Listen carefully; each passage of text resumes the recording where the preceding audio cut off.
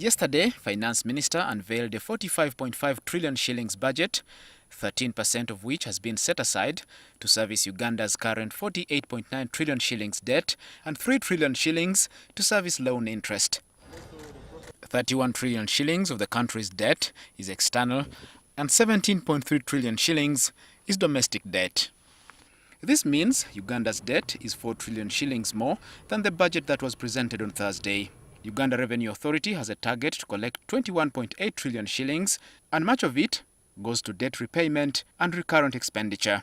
But it's unlikely that the tax body will realize the target given the pressing by the coronavirus. So, where will the money come from? Borrowing. The problem is that these may not necessarily be concessional loans, because whereas IMF is giving us some money and the IDA, I do not know to what magnitude they are going to be able to support this economy.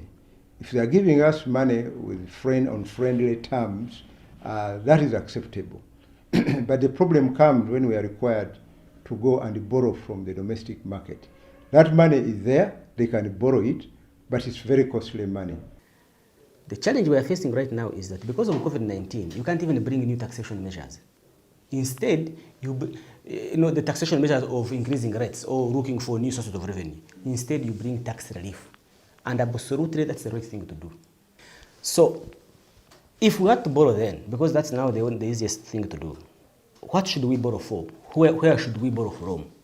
The country will rely on the private sector to revive the economy, and Mukunda thinks government's limiting of domestic borrowing will help. So that we leave more money for the private sector that has been hit hard by COVID-19. Public debt is projected to rise by $1 billion expected in budget support. So we need to be more careful even as Parliament remains with the 1 year into winding up its term of office, because I think they have largely been a reckless lot. Government, the executive, needs to prevail over these reckless loan acquisitions so far that we seem to see, including some of these loans that we are paying interest on, even when they have not been utilized.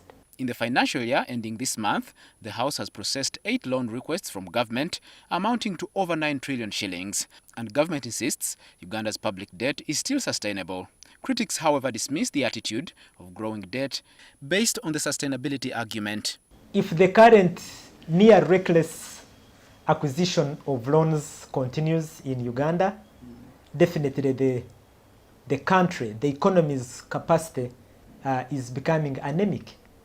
While you tax the Ugandans through pay as you earn, through market dues, through all these different excise duties and stuff, you are simply picking that money for someone else in China, in Europe, in the Americas. You remember debt and sustainability was coming to a level of about debt to GDP of 43%.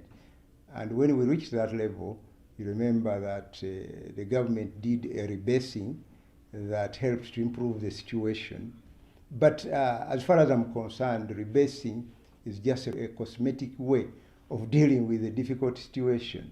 It does not take away the burden.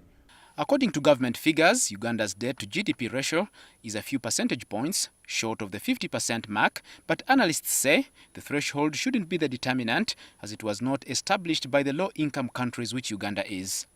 Edward Mhumza, NTV.